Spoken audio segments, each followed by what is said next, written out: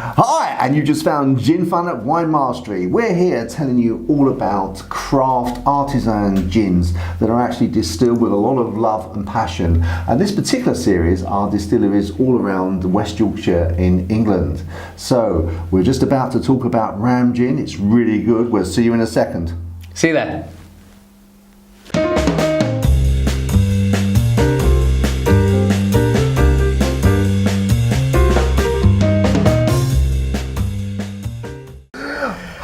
And welcome back to Gin Fun at winemastery.co.uk. My name is John Lightfoot and this is Tony Brotherton. And we're here to tell you about this fantastic visit I'm on here to Yorkshire Dales Distillery. Now we're up in the very north of Yorkshire. How far are we away from the border in terms of being out of Yorkshire? Not that far. No, not very far at all. You only have to go up to Darlington to really get over into County Durham. Wow. So we're just literally on the border. So, but as you know, this is part of our mini-series in distilleries around Yorkshire. And I could but not come here and find out what Tony's been doing. So first of all, Tony, can we learn a little bit about yourself, how you got into gin distilling? You know, you didn't just wake up one morning and say, I must distill a gin. Absolutely not, John. No, I served for 18 years as an officer in the Royal Artillery, and I'm still a reservist. And when my wife Sarah and I were considering what we were going to do with our future, distilling was one of the options that we kept coming back to in terms of a business. We knew we wanted to run a business. We knew we wanted to do something with genuine provenance. And we knew we wanted to put something back into the community where we came from. It was important to do something local. And we wanted to employ young people, service veterans, ex-offenders, and the long-term unemployed. Now, people often ask me, where did distilling come from? Because it might not immediately be the sort of first choice of future career. And what I tend to say is, I can remember I was pretty good at school, not academically, but in terms of behaviour. And the only thing I can remember getting in trouble for was brewing at school. Okay. Which I think my father was secretly proud of, although he had to pretend to be very cross to avoid the wrath of my mother. And then the first course that I did when I left school was at the old King and Barnes Brewery in Horsham. And I followed that line for a little bit before I went to university and then went on to join the army. Okay. So this was the opportunity to come back into that sort of brewing and distilling world. It's a world that my father has been working in for most of his career, and it's just something that we're very passionate about. Okay, so what made you think? Did you, in terms of you wanted to go into distilling, and then there's the question of saying, well, this is the market, and these are the gins that are also already there. Absolutely. How did you decide, well, I'm going to come up with a taste? Did you just lots of experiments, or did you have an idea what you wanted to taste like? I think one of the important things to say about Yorkshire Dales Distillery is that we never set the distillery up in the first place to make gin specifically. Okay. What we wanted to do was make a range of good quality spirits and really meet the requirements of the expectations of the people who we thought would enjoy our spirits.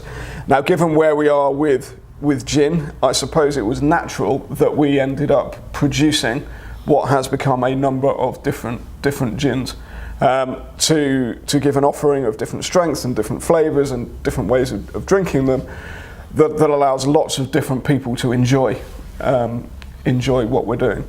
Now, we think the secret of making a good gin in particular is to spend a lot of time thinking before you get anywhere near trialling or testing or anything else about what you would like that particular gin to be like, how people are going to enjoy drinking it, where they're going to buy it, and how we can really get it to that person that's going to enjoy it in the best way.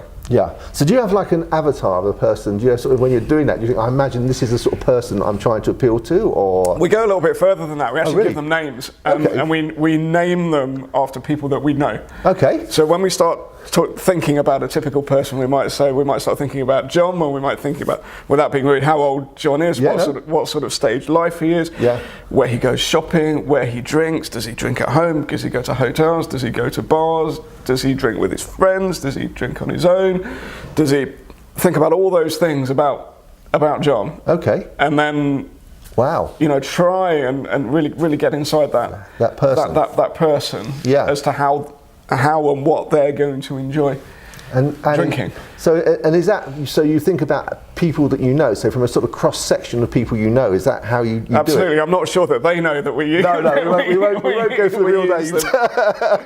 Just in case. But we certainly have a wide range of personalities to choose from. Yeah. Because I mean, obviously, you know, you don't want to choose someone that actually is pretty unique, and if you develop something from them, no one else is going to like it. So it's representative of a sort of a group of people. Yeah. Absolutely, yes. Okay, so you've decided you're going to do it. You've left the army, so now your time is your own, I guess. Yeah. And so you're standing there having a cup of tea with your wife Sarah, and say, "Okay, we've decided we're going to do it." What happens? Where do you go? What happens next? Well, we very much wanted to start with building the business from the liquids upwards. So we wanted to start with something of genuine provenance.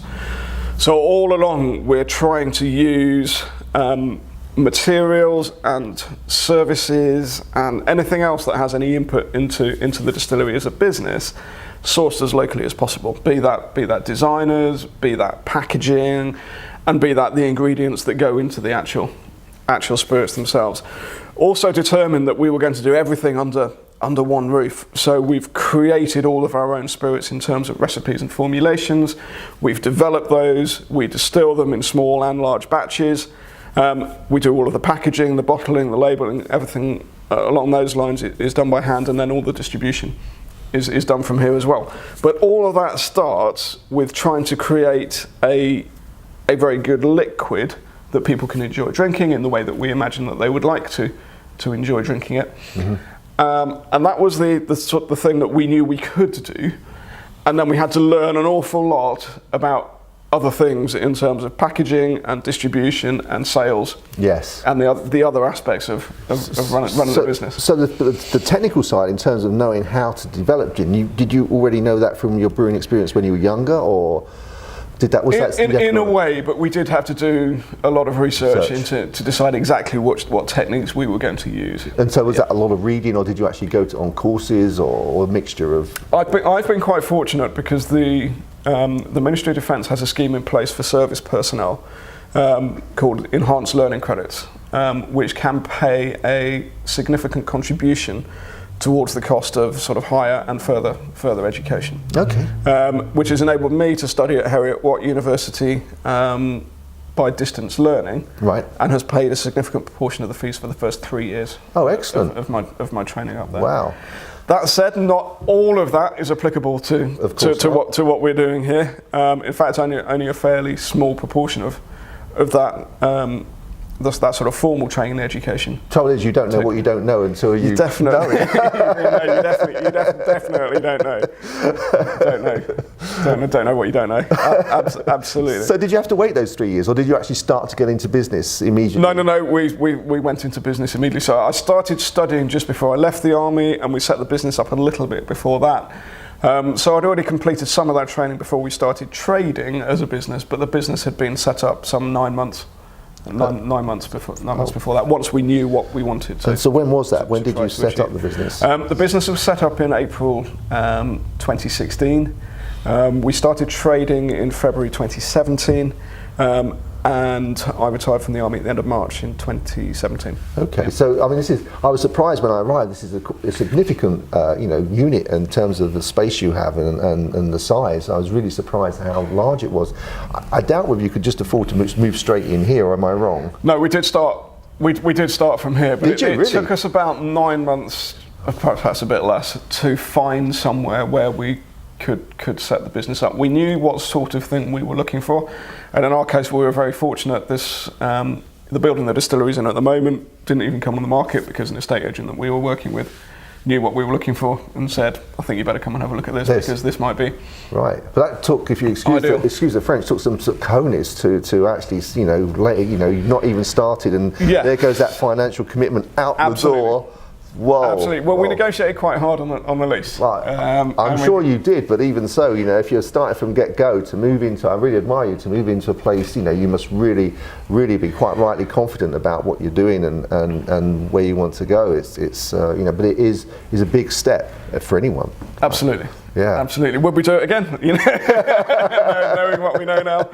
No. Well, I'm sure we would. I'm sure you would. I'm sure we would. Obviously, no one wants to start from where they're starting from. Everyone wants to start with that experience, but you may well do things differently now. But that only comes with experience, doesn't it? Absolutely. So, perhaps you could just sort of talk through now. You mentioned that you've sort of developed different ranges for different personalities. So, what does the range include? Where does it? You know, what do you have in the range? Well, we can talk a little bit more about how we developed it, because having thought about all of the sorts of people that we then go into effectively a trials phase, which we did sort of mostly at home. And as I say, the more, if you're producing something like a gin, the more you think about it, the more you talk about it, the more you try different things before you actually commit to trying to make something, I think the more time and money you save. Absolutely. You save in the long run. And it's certainly the way the Japanese do things in terms of, you know, that 90% of their projects are thinking about it before they actually click the button and well, maybe I've got some Japanese ancestry tucked away somewhere. So we knew we wanted to create a classic London dry gin as one of our first products. With the business, we knew we wanted to do everything as locally as possible. So one of the first things we did was to identify a good source of water. Okay. Now we're quite fortunate here because just outside Richmond, in Swaledale, there was an aquifer underneath the river, which is sold in bulk as Swale Valley water. Okay. Happens to be an extremely good water for brewing. Okay. It's slightly difficult to work with on the distilling side because of the mineral content, but it produces a very smooth spirit. Okay. So that's what we use for all of our spirits. So having identified a good water source, we could then start to work with that and say, what can we do with this beautiful water? Sourcing ingredients as local to the distillery as possible is very difficult with gin because some of the ingredients you just can't get in the sorts of volumes and natures that you might want for the recipes from the local for the recipes that you're working with. But we wanted to use a honey and some of the characteristics from that, and a grapefruit in terms of the citrus sauce. Okay. So we ended up developing what is now called Purple Ram London Dry Gin, which we would describe as being smooth and fragrant. And we make that with a pink grapefruit peel, which we dry ourselves, and a honey. Now, drying the pink grapefruit peel ourselves has another sideline, because we freeze the flesh from the grapefruit, and then we take some of the non-alcoholic runnings from the still that we can't use in the finished product. They're heavily flavoured and coloured, but I say we can't use that in the finished London dry gin, and we make marmalade using the the residue from the grapefruit. Fantastic. And the still, which is quite an interesting. Absolutely. Wonderful. Absolutely. When we have time for breakfast. When you have time, So we produced Purple Ram London Dry Gin, and alongside that we also produced a vodka, which we call Smoky Ram, which was made with hay smoked black peppercorns, which we smoke at the distillery as well. It sat alongside it as a smooth. A smooth vodka. So how do you smoke something? Because I always imagine smoking being a shed outside somewhere with all these sort of chips smoking away for. Is it a secret? Don't give it away. We use a very small homemade smoker based on an old aluminium saucepan. Oh, really? Yeah. And we generate a whole load of hay smoke in this case within that. Wow. And then the peppercorns go in for a few hours. And did that need experimenting? I mean, or did you just? Do you know what? I think we got that first time. It was probably on a bit of a wing and a prayer. I'm sure we could improve the way that we do it, but it certainly has an interesting effect. And we use that smoking technique for a number of our different components. Products. Yeah. Fantastic. So we, having produced Purple Ram and Smoky Ram, we then had a launch event at the distillery. We can have about 60 people here for social events and functions, so we had a great evening here, and then started making some sales into local retail and local bars and hotels and pubs. Now the next project that we wanted to take on was another London dry gin, and I had always wanted to do something which was an expression of my army service, which is how we ended up with Desert Ram. Okay. So Desert Ram is a gin which is bottled at 50%. I say still a London dry gin, and slightly tongue-in-cheek, we refer to that as army strength. Yeah, rather than navy. Rather than navy strength. Now, navy strength is actually a little bit higher than army strength. Now, because it's a 50% London dry gin, it carries a little bit more flavour with it. And what I wanted to make it like going into a market in North Africa or the Middle East, without the sort of smell of the background smell of sewers and tanneries and anything else that was going on. So we use a bitter orange peel as the citrus sauce, and then we use rose, and we use a little bit more cardamom than is normally present in a London dry gin, which really brings out that sort of North African. So you Disneyfied the North African smell. That's quite a harsh word. I mean, you took away all the nasty stuff and just left the nice stuff. That's what we tried to do. And like I say, because it's a stronger gin, it carries more flavour with it. Yeah. And many people enjoy. So is that a gin you would say that a lot, because I know that there is a trend for people to start drinking, a bit like malts, to start drinking gin just neat. So John and I drink certain gins neat. Is that one that you would suggest for that, or? Well, we drink all of our gins neat. Okay. So that's almost the acid test. Is when we're doing tastings with people, we always serve them up neat to start with. Now, we don't insist that people drink them straight. Yeah. We'll always provide tonic water or a mixer to have with them, but we'll always encourage people to try and enjoy their spirits neat to start with, so they can get the full flavour. I mean, just on that point, just out of interest, I had a discussion with somebody, and I was talking about the fact that if I do have tonic with a gin, which summertime is nice to do, and I always have something that's very light, so typically Fever Tree light, and because there's a little bit of taste there. And my logic for that is, the distillers put so much passion and effort into the taste. If you lump in a tonic that has lots of taste in it, you're destroying that, and you're making it something completely different. So why do that? But the other argument I've heard is, well, actually by adding a different type of tonic, you can actually bring out different flavours in the gin. What's your view on that? I think we generally come down on the former side of that argument, in that we would always serve the gin and tonics that we make with our gins using a naturally light tonic water and a little bit of ice, and then we garnish it with fruit. In the case of purple ram, we use grapefruit, and we use fresh basil leaves to bring out those flavours. Now, that said, I don't think we have anything against the use of flavoured tonic waters, because the whole thing about gin in particular, as far as I'm concerned, is that people should drink something that they enjoy. Exactly, it's personal taste. What my palate likes, yours may not. Absolutely, and one thing we do say is that we make some premium spirits, and they cost a little bit more than what one might pay for something that isn't in that bracket, but that doesn't mean that any particular person needs spend any more than the lower price is to find a gin and potentially a tonic water that they enjoy. Yes. They enjoy drinking. Yeah, and it's quite a journey, and I know that a lot of people have different funds. They find a gin they like, and then they do try the whole raft of tonics to find the best balance they like. The other question I always ask distillers is, on the basis you drink it neat, I'm guessing I know the answer. What proportion of tonic water, when you do have a gin and tonic, would you add? Or is that dependent on the weather? I think it's about 1 to 4 or 1 to 5. So it's probably a little bit less strong than some might. Oh well, that wasn't the answer I was expecting. Might advocate. Now I have been known to drink at about sort of 50-50 strength, but I definitely find that a little bit too strong. Now I think if you are using a light tonic water, then you have the opportunity to perhaps drink something which isn't as strong. Add something that's mixed at sort of 50-50 or a third of gin to 2/3 of tonic water, without detracting too much from the flavour of the base gin. Yeah, okay. I tend to go 50-50 unless I am, perhaps driving or something, so I'll make it last longer with a little bit more tonic. So, okay. So you've got the gin, but you mentioned other spirits. So what other spirits have you moved into? We make 3 gins. We've not discussed the Wild Ram yet. The Wild Ram was the last gin that we produced in the Ram range. Specifically, we wanted to include some Yorkshire fruit and to make a dry gin. So we have some extra juniper in Wild Ram, which, as I say, does make it drier. Yorkshire heather, some black currants from Malton, and red currants and gooseberries from Thirsk. Now, we have to be very careful when we're describing this gin, because it's still a London dry gin. Although it's made with red fruit, it has fruit notes, but it's specifically not a sort of sweetened, heavily berry flavoured gin, which some people might be expecting when they see it. It's still very much one to be enjoyed as a gin and tonic type gin. Now, we've already spoken about the vodka. Yeah. The final product in the ram range, as it stands at the moment, is an aged rum. Now, that rum originally comes from Guyana in the Caribbean, from sugarcane molasses.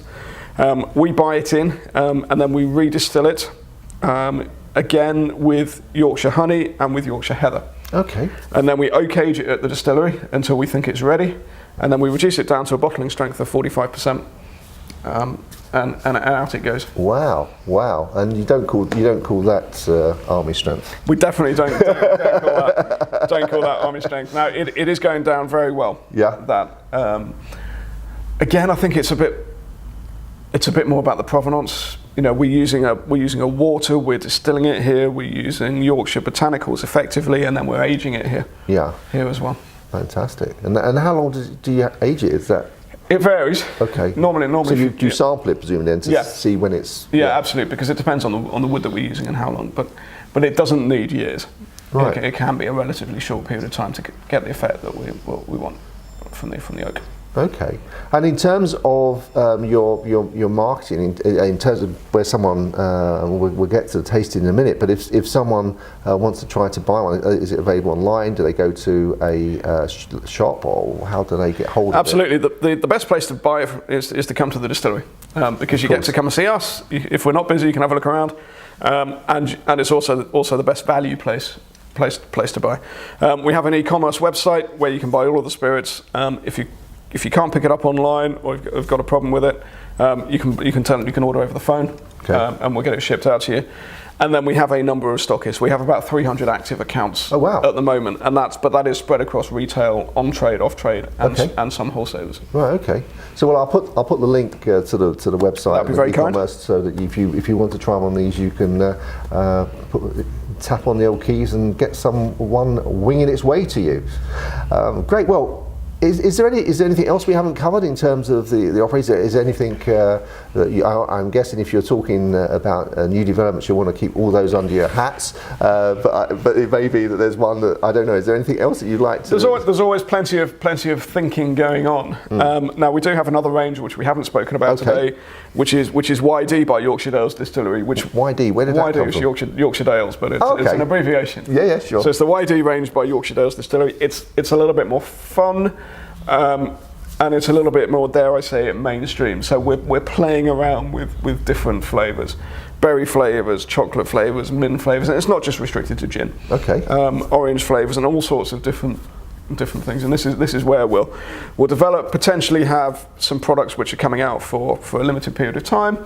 Also like seasonal? Like seasonal. Okay, yeah. So is that because you're sourcing the botanicals locally and actually therefore seasonal? Is that? There's a little bit of that, but there's a little bit about where the consumer demand it. That's like Christmas. And summer and Easter and Christmas time. Okay. People want different. Chocolate Easter, I guess. Chocolate Easter. Absolutely. And some people want chocolate 365. Well, yeah, I think I could number myself in that group quite easily. If only give the opportunity, yeah. Okay, well, fantastic. Well, perhaps what we could do now is move on to tasting it, and then once we've tasted it here, I'll be hot-footing to the cellar, and John will be giving his view on the gin. As you know, I'm the dummy. I'm always sitting with an expert. I think you do yourself down a little bit. No, not at all. So we'll get to the tasting. See you in a sec. Okay, so we're back, and this is really the exciting bit for me. I actually to taste the gin. Hey, how lucky am I? So what are we going to start off with? Well, we've got 3 gins here to try. The first one we're going to try is our Purple Ram London Dry Gin, bottled at 40%, smooth and fragrant. Then we're going to move on to the Wild Ram, which is slightly stronger, bottled at 45%, slightly drier, but with red fruit notes. And then we'll finish up with the Army Strength Gin at 50%, which really is full of flavour. Full of flavour. And purple, why purple? Is there a reason? That's a difficult question to answer. The branding of the ram itself came from the Yorkshire Dales National Park. And the symbology associated with the ram. So the attributes of sort of leadership and dynamism and sort of steadfastness, we really thought summed us up in the ram. Now we thought when we developed this gin, this was the name for it. It was the name that fitted. Okay. So what we've done here, we've poured out a little bit of purple ram gin for you to try. Okay. Now what I would do is just cut the bowl in my hand just to warm it up a little bit. Okay. Before we take a sample. Okay. A nice good nose and then 2 sips. Now we would always say try the spirit straight first, and then if you want to add some tonic water afterwards, then do so, because that helps to bring out some flavours, and a good quality, perhaps a naturally light tonic water that isn't going to mess around with the base flavour of the gin too much, is probably a good choice. Okay. Now this one you'll probably find it's got a good fragrant nose. Yeah. And immediately, I tell you what immediately strikes me is, because if you sometimes you get gins that are like coarse, you smell them and you know it's sort of like rockets through your nose. And you go, oh, well this is like really, really calm on the nose. You just get the aroma. There's no burn with it. It's really nice, yeah, really nice. So, take a taste now. Absolutely.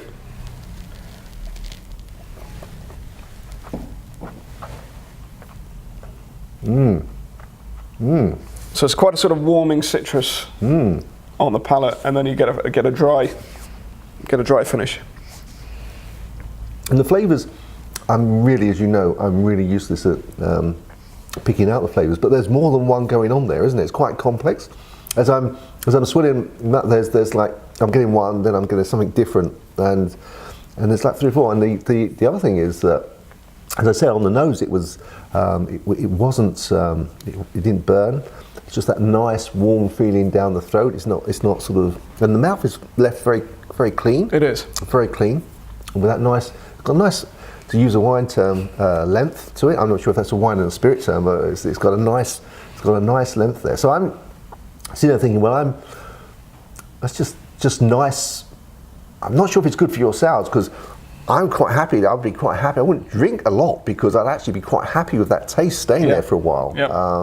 And so, do you want to try a little bit of tonic water? Yeah, let's please. So we'll just put a little bit, no more than about sort of 50-50 in there. Okay. Just to bring out some of the flavours. Now, with tonic, should you still smell, or would you say not to? By the time we've got to that stage of tasting, I'm not sure that it adds a great deal. You'll get something. Yeah. You'll get something from it. Yeah, I can just smell the tonic effect. Yeah.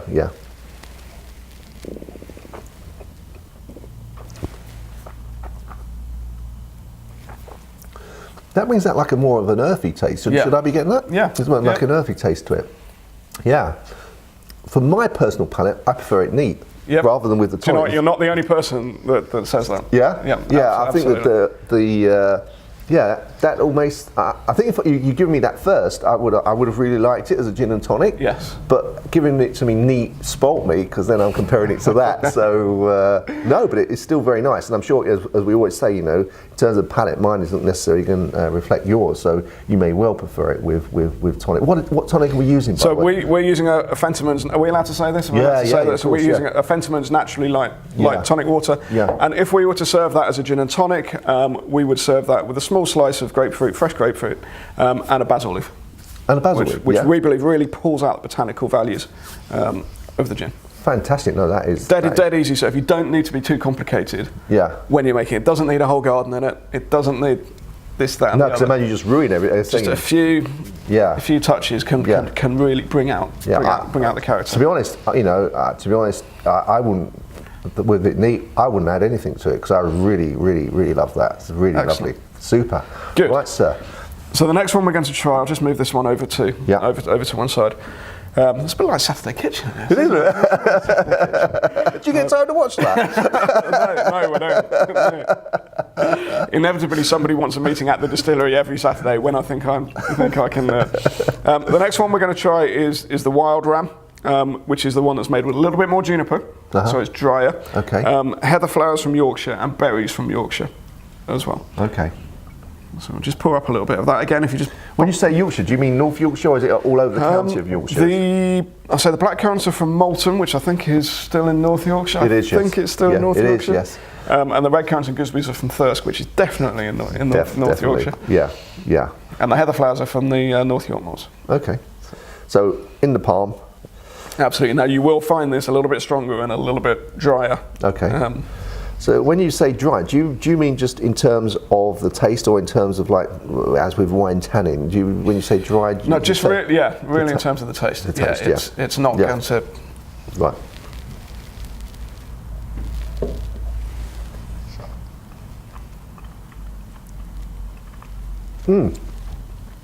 Now that is that's taste more typically of a gin. Yes. Yeah. Is more the gin association. I mean, that tastes like gin, but now I've tasted. And if you said, does that taste like the first one? Does it taste like gin? I would have said yes. But now I've tasted this, I can see there's more. That's the juniper, presumably. There's more juniper in it. Now, gin has to have a juniper. Has to have a juniper lead, but that has an even greater juniper lead with it. Yeah. And on the nose, that has a significant difference in terms of the nose. Again, I'm picking up something, I don't know what it is. I'm sure John will tell me when I try it tonight with him. But that's it's strange. Sometimes when we're talking to people, they assume we have a gin at 40%, we have a London Dry gin at 45%, and a London Dry gin at 50%.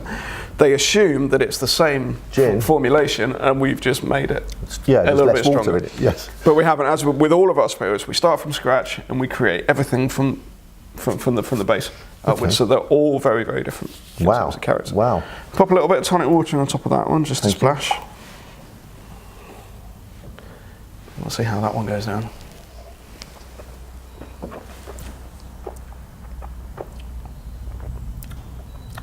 Again, I like it neat more. The tonic water, though it's naturally it's light. Yep. It's taken the dryness away. So I'm sure if you don't like it very dry, it's made it that much sweeter. But personally, I prefer. And again, I think if I was in a situation where you give me that, at first I would have said, "Oh, that's really nice, thank you very much."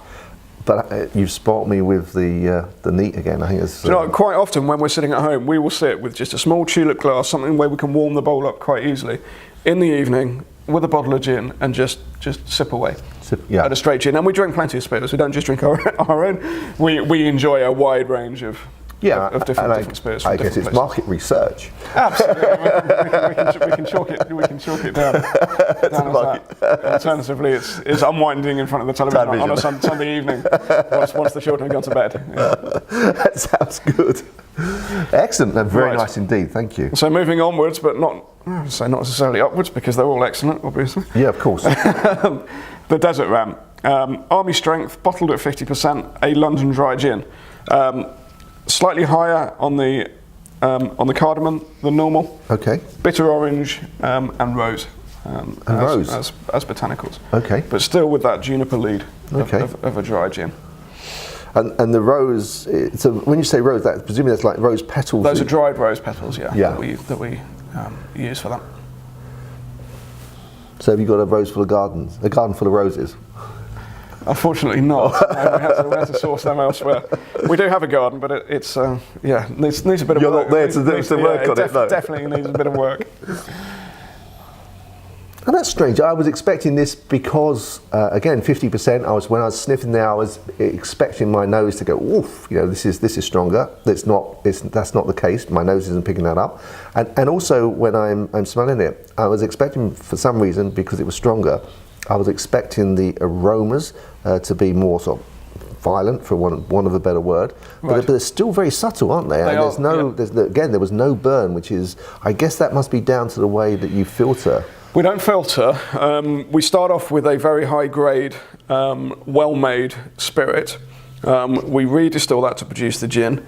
The water that we use from the Swale Valley has a particularly high mineral content, and sometimes you can just see a little bit of frosting on the bottom of our bottles as a result of that mineral content. And the way we set our stills up to distill in several stages, using some copper contact, not a lot of copper contact, but some copper contact, helps to really deliver those smooth flavours. Okay. Which are typical of our spirits. A question's just popped into my head. Yeah. You know, when you have a gin and you put ice in it, it goes cloudy. It can go cloudy. Yes. Is that a sign of anything? Yes, it can. Typically within the spirits industry. A technique which can be used pre-filtering is to chill the spirit down, which encourages the solids to come out of the liquid, and then they can be more effectively filtered out. So there's a term, a lot of Scotch whiskies or whiskies in general are chill filtered. Okay. So the temperature is reduced to encourage the solids to come out of the liquid, and then they're filtered, which gives you a clearer, brighter liquid. Which is why sometimes, yes, if you put a bottle of vodka in the freezer, or if you do something similar, it can go. And I think when you put ice cube in it, quite often it go cloudy. And I wonder whether that was actually just the ice, the stuff that's in the ice. And if the ice has been made with tap water, then there will be chemicals and minerals within the water which will come out into the liquid. Okay. Yeah. Okay.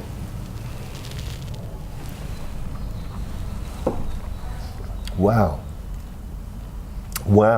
I'm amazed at how smooth that is for 50%. Now, I think this is our best London dry gin.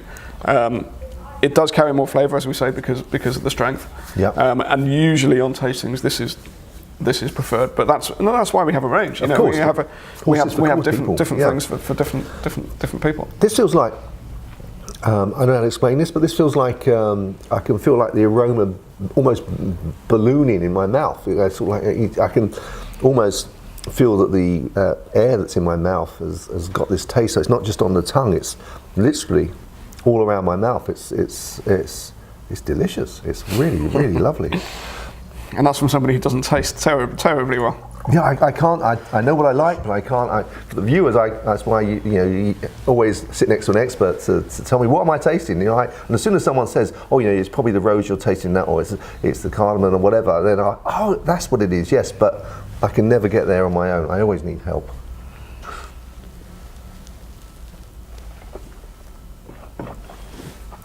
That's very nice. Yeah, that's much more. For me, out of the three with tonic, I could take that one. I have to say I still prefer it neat. I still prefer it neat, but yeah, if you were at a garden party or a hot summer's day, then that would be. Now that requires the least amount of work to make a very good gin and tonic. I would say. So the purple ram we would do with a piece of fresh grapefruit and basil. The wild ram we would use a crushed blackberry. If we use a very sweet berry, it doesn't work very well because the gin's dry. Okay. So a blackberry tends to work well, and it has the added bonus of turning into a nice pink drink. Yeah. The desert ram, we just use a little bit of grapefruit peel, just a very, very thin slither, and that's enough just to pull out some of the citrus elements in the gin. Fantastic. We'll put a little bit more tonic water in there because a little bit more tonic will change the character of it. Okay. You may find it's a little bit sweeter from the rose. With a little bit more tonic water in it, which is an interesting, particularly the desert ram play. As you add, or you can't really subtract, but as you add a little bit, little bits of more tonic. It's almost though I don't know whether the taste, because of I've drunk it neat and the other one was slightly stronger.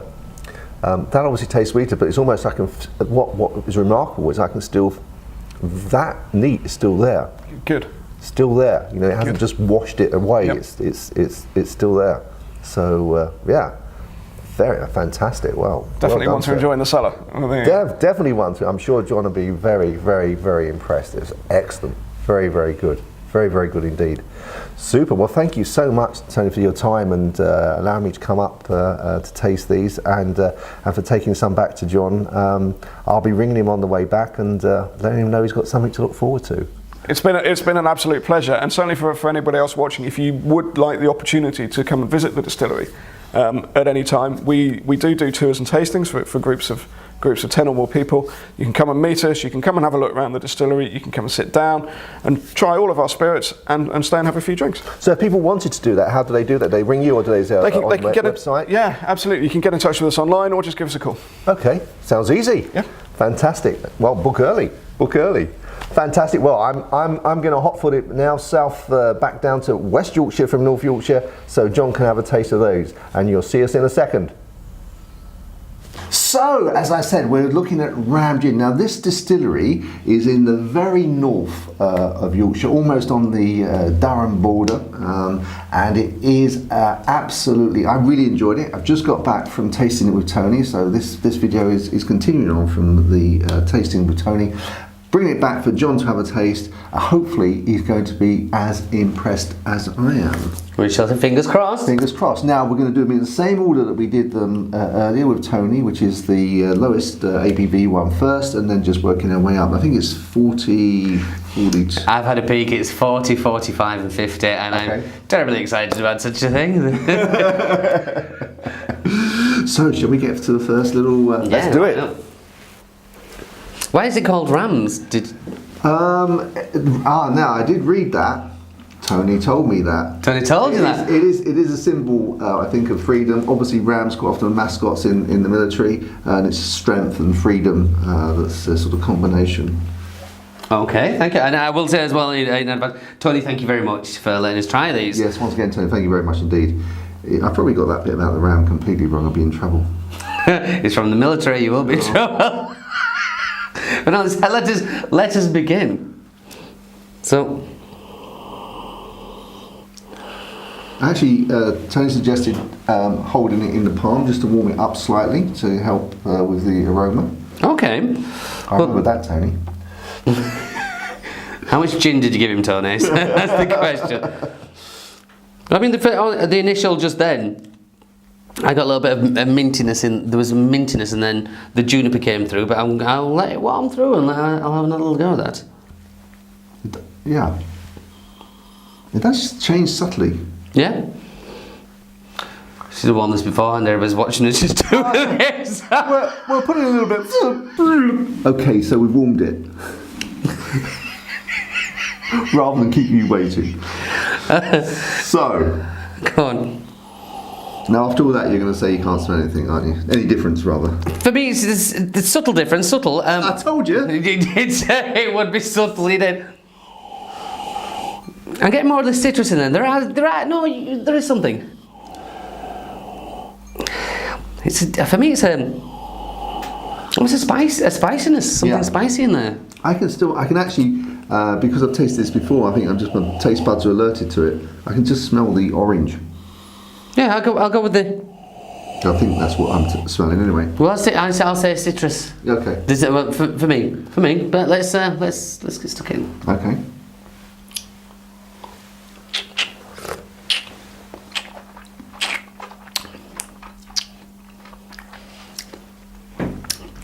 Ooh, wow. Nice, considering it's 40%. It's got a slight, obviously it's slightly warm, but there's no burn there, there's no... No, not at all. Full of flavour. No, I've said, there are a lot of people making gins now, and you can almost discount a lot of them. Why do, for the price you mean? Not even finish that glass. Not even finish that glass anywhere. No, there's a lot that I've said before that they come out in a fancy bottle. It's a bog standard gin. They call it boutique gin. And there's so many of these, but some people are still doing it right. Yeah. And I think that has got it right. They've got the. See, it's clean. It's subtle, but it still has that peppery bite that comes through. It tickles the side of my gums. It hits the back of the throat nicely. It's Well, when I tasted it, obviously we've got two more to taste from Tony. I should say Tony and Sarah, actually, they're both partners in their business, husband and wife team. When I was looking at the other, when I tasted this one, I thought, wow, this is really good. I don't know how I don't think I'm going to be able to like the others as much. And I won't say what my conclusion was, so I'll let you come to your own conclusion. But to put three gins out there and be really confident you've got three separate gins that are of high quality it says something, I think. okay. For the devotion. Oh, we'll definitely see. But let's say 40% no alcohol burn there. It doesn't, because we've tasted some that really hurt. That does not. Again, in the neat world, I would. I think we're going to have to start. We're going to have to up our game, John. In that, for the longest time, we've had the top 5. Yeah. I think with some of the gins we've been tasting of late, we're going to have to up it to a top 10. Do you think? I reckon so. Yeah. Because it's hard to knock any of them out. Because they're so good, but this is with them. This is definitely up there. What you're saying really is this is as good as theirs. And so actually deciding which is best is very difficult. I think one video we should do the all 10 knockout competition. No, all 10 and all then 10. And then put them into place in one hit. I think we should. Yeah, I think it'd be a really good one. But now That's Well, yeah, that sounds like a project. be good fun. It'd be interesting to see on the video number 10. Yes. No, I'm enjoying that. And even talking there, he's sitting on my palate, but not on my tongue, if you know what I mean. It's not, Yep. The pepperiness is there, and it's not got that licorice, which we talked about before, and it sits there. So yeah, very happy with that. Yeah. Should we try some tonic with it? Oh, yeah. You don't normally like putting tonic in it. No, but I want to see what happens. What happens to it? Okay, well, we'll put some tonic in it. Yo! Where did that noise come from? No, let's not mention it. Age. Okay, so we've got the tonic in. Got a tonic in, complete with bubbles. It's worth mentioning this. The light again. We've gone for a Fever Tree Light. What they call light? Natural. I know, naturally light, is it called or something? Oh, yeah, it's a long way down. So let's have a go. No, that has changed the. It has, yeah. Yeah. You can smell. I was going to say it's a little bit sweeter, but that's bound to be the tonic that's done that. I was going to say sweeter, but go on, yeah. But Yeah. With the tonic, yeah. Okay. It's lost the juniper's in there again, and the citrus, but I've lost the mint. I thought the juniper had sort of dampened down a little bit. Oh, it's dampened down, but it's still there. Yeah. For me, there's more. The citrus then is the more kind of thing, but the mint's completely gone. But it's no bad thing. That's what tonic does. So let's get stuck straight in. Straight in. Yeah.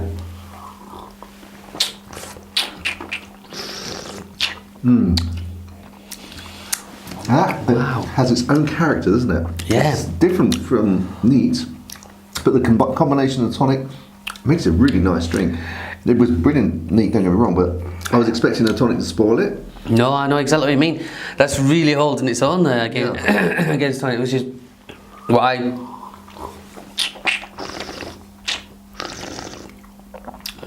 Yes, it does. It does.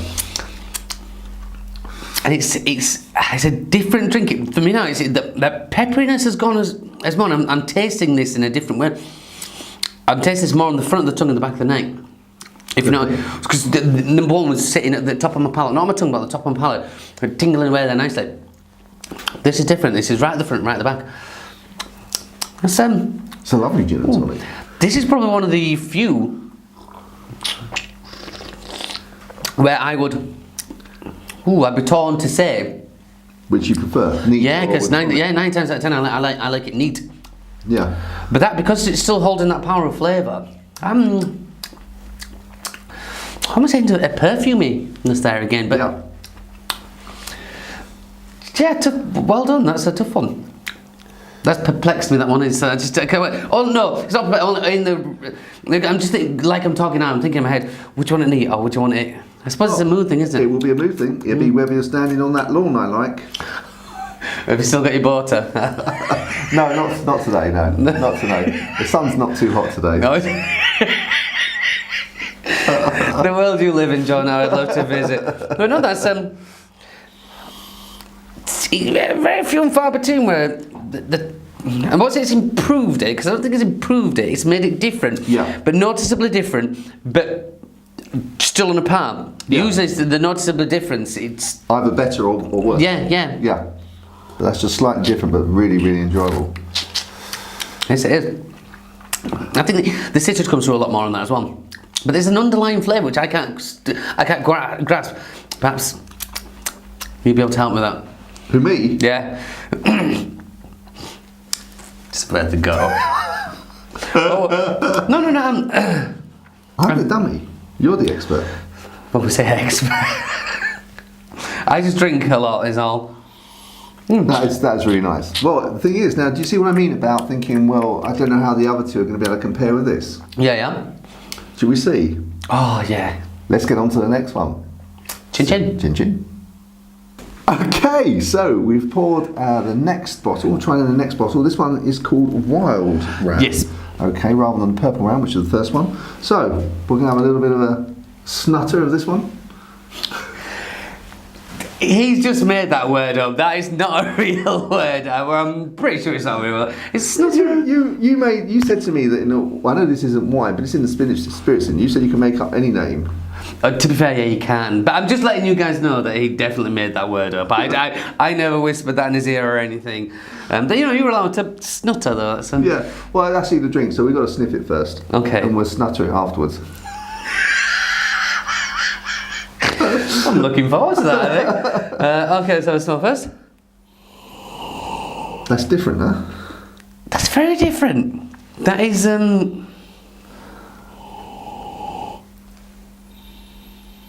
that is massively different. I didn't mean to. I was stuttering there, man. Stuttering. That is so different. That's where snuttering comes in. Well,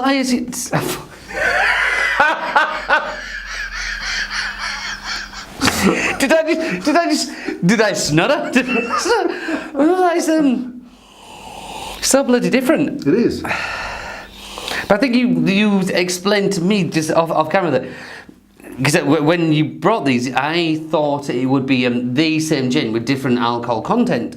But it's not. It's different recipes, just with different but with different alcohol content as well. Yeah. And that is a million miles away. Yeah, it's completely different. You wouldn't recognise that as in the same family, if you know what I mean. No. Well, yeah. Well, number one, I'd say was that kind of what would you call it?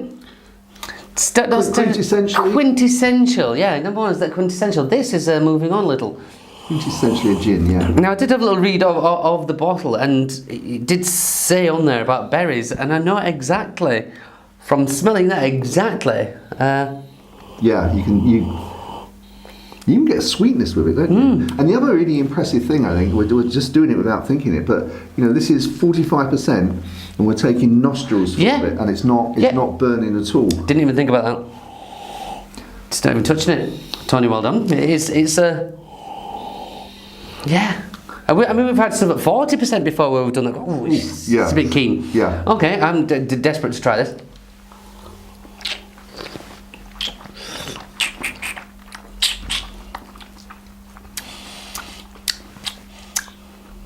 It's so different. But in a good way. Yeah. So how do I describe that?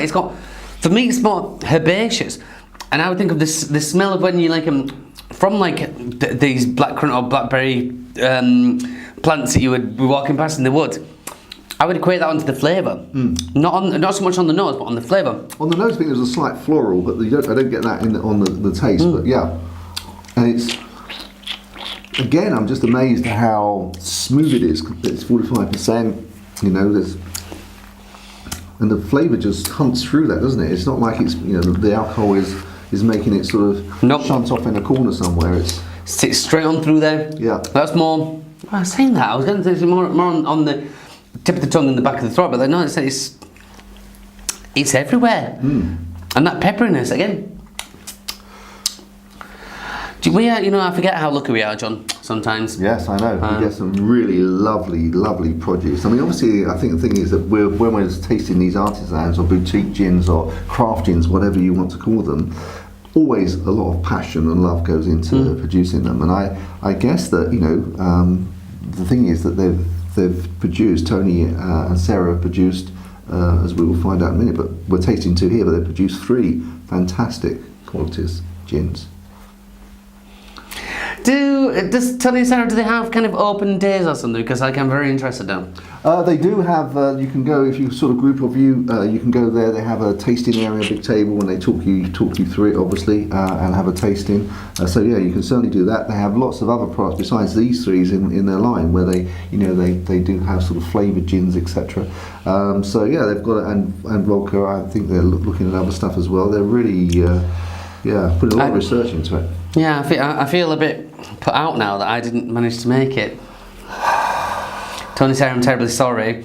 Should we ever come again, I will definitely make room in the diary, because that, from what I've seen already. Well, we were talking, Tony and I were talking about having, maybe doing a further one where we were going to talk about, the actual natural produce and where all of the flavours come from, and the water and the botanicals and all of that. So I'm game. Yeah, I'm game. Now, I'm not rushing it, but I want to know what this is like now with Tony. Okay. And we have tonic. Thank you, John. That's a pleasure. I enjoyed that.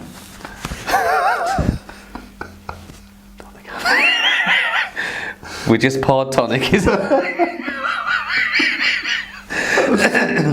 Now, let's have a go on the nose.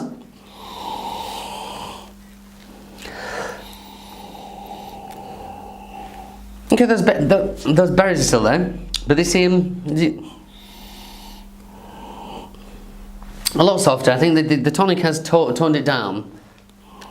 But I'm not particularly smelling tonic, if you know what I mean. It's not. No. It's not. The only thing I can sense is maybe just a slightly sweeter smell, but apart from that, that's sort of like on the edge. I'm getting stuck straight on in there. Okay.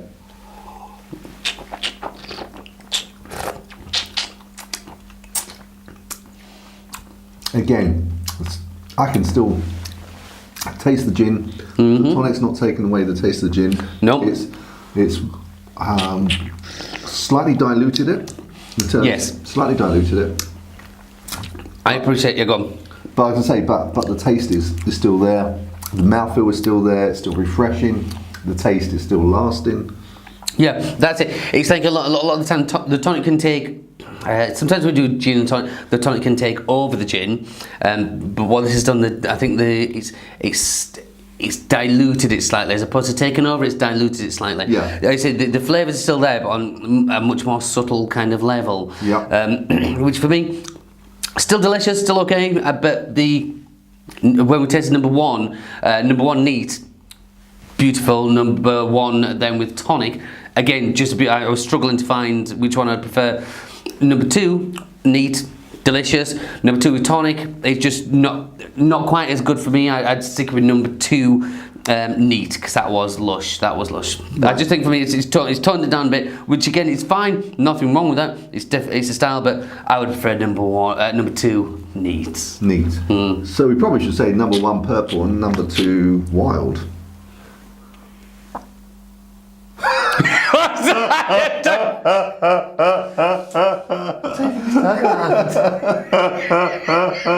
that's the name of them. Oh yes, it is. Of course, yeah. Purple ram and wild ram.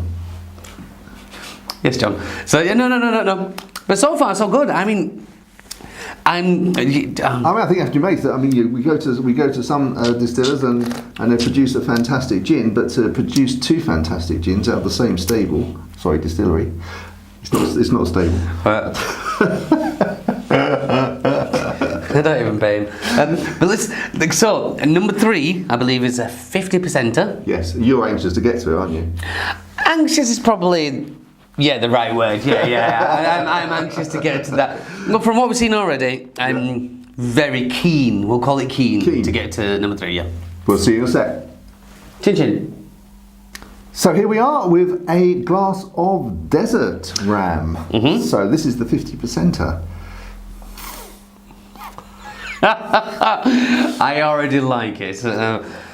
And we should give it a fair go. Oh, I forgot about that. We didn't do it on the second one, did we? We didn't it on the wild. I think we got enough from it out, regardless. We did. But anyway, we're not keep these folk waiting because he wants to. No, I want to get straight on in there. Oh, let's go. Completely different again. How does he do that? How do you do that? And think about it again. A nose right in there. It's 50%, and it's not even tingling. Not even a little bit. No. Tony Sarah, you've got some skill. I'll give you that. But what are you getting from that? For me, it's a little more woody. I don't know if that, or is that the juniper? Would he notice? Oh, it's two gins. This is what happens. Two gins. Okay, I want to get out. I want to have a little, if I may. Please, be my guest. I've got to remember. Tony and Sarah's guest more. You thank you again. I've got to remember that because I was just going to go for it. It's 50%. So it's just a touch on your lips.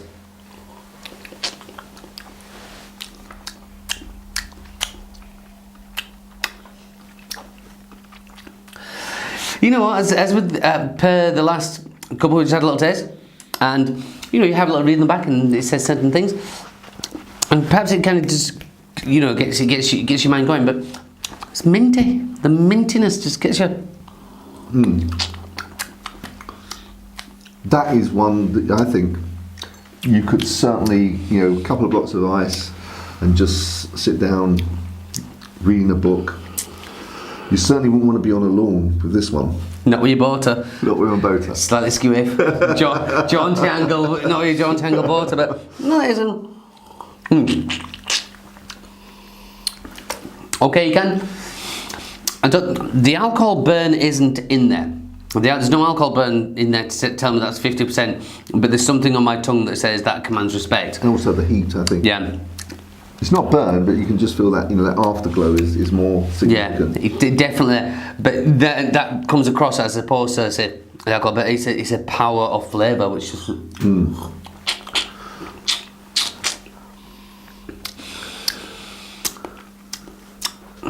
See, that for me,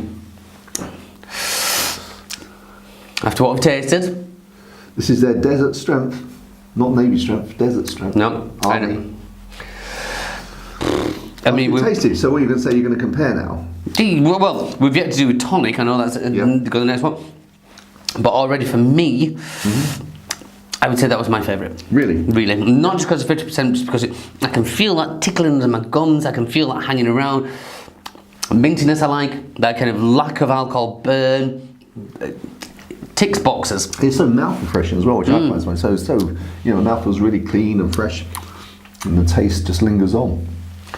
Oh, bit of mood thing though. Yes, yeah. But even there, regardless,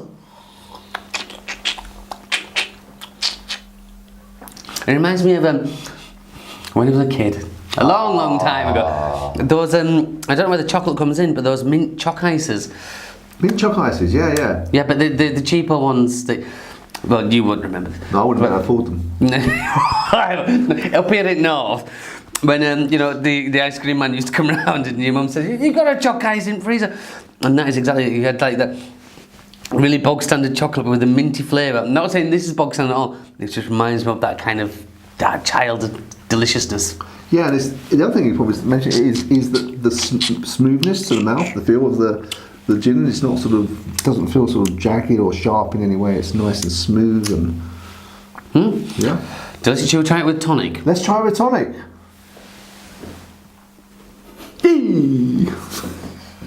Chin chin. So, straight into there. The tonic is added. Can't really smell the tonic. No, it's hardly made any difference at all. No, it hasn't. No, you're right. No, it's not affected the nose on there whatsoever.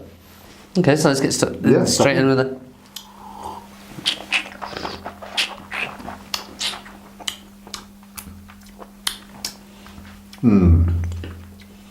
It's a very satisfying drink, isn't it?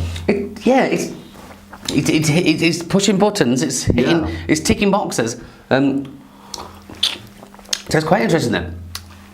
Even at 50%, and we usually do the gin and tonic 50-50. Yeah. Still, there's no alcohol burn there. No, not at all. Not at all. If you handed that, you would never know that had that. I'm putting this across as if it's a good thing. You'd never know that had loads of alcohol in. But no, it did. Usually when you've got something at 50%. You mean from the point of view of it being uncomfortable when you drink it rather than... Yeah. Well, flavour-wise, mint is still there. Yeah. But I can't believe how fresh it is. Yeah. It's just... Yeah, it's not heavy at all, is it? It's nice warm feel around the gums. The tastes are very, very similar. In fact, it's very similar to when we tried the wild one. It's just diluted it slightly, but only slightly. I mean, it's not... I think it's diluted these ever so slightly on the flavour, but a little bit more on the alcohol. So, if you were enjoying it and enjoying it too much, then at least you're safe with the G&T. Yes. So, throughout the whole range there, what would you say your favourite was? Well, I think, you said just earlier that we're going to have to extend it to 10. Definitely. I have to say that these three would be in the 10. I I know that it would depend on my mood. So this one, I think I could see more in a winter's evening by fire, a couple of chunks of iced neat. I would really go for that. And I think that if I fancied something that was a little bit sweeter, slightly more floral, which I would go for the wild ram. And if I fancied a more authentic, inverted commas, a more quintessential G&T, I'd go for the purple ram. Okay, that's a very bold of you. Very bold statement to take. There's 10 slots and 3 of them are filled. Yeah. Okay. Hold on. I can't think of one of the ones that we've had in the top 5. I can't think of one of those that would kick out one of these. No, I'm with you with that one. I'm definitely with you, but I think this definitely deserves to be in there somewhere. So the top 10 it would have to be. For me personally, I enjoyed. For me, I would have to go. If I were to pick a favourite out of them all, I would have to go straight back to number 1, neat. Okay. Number 1 neat, because number 1 neat had so much going on with it, and also that was the only one that I enjoyed with neat, and then with tonic they held their own for me. Then number 2, delightful on its own with tonic, toned it down a bit for me. Number 3, delightful on its own, toned it down a bit with tonic. So it says for me, number 1 held it all. We'll have to go back and do it all over again. I really am amazed that the weakest gin. So am I, John. So am I. No, number 1 just had so much going on, and yeah, you're right. It was the weakest, which is definitely not like me. Then, I'm sticking with that. Yeah, but the weakest is 40%. That's not what you'd call inverted commas weak. No. I mean, they have all been tremendous. Well done, Tony, Sarah. Thank you so very much for sending these back. Thank you. I've definitely enjoyed every single one of them. I dearly hope we can come and do some more filming with these. I hope so too. Excellent. Well, guys, these are really worthwhile. Obviously, the links will be below. You really ought to try a bottle or 2, or 3, or maybe even more than 2 bottles of each. They are delish. Try them all. Chin chin. Chin chin.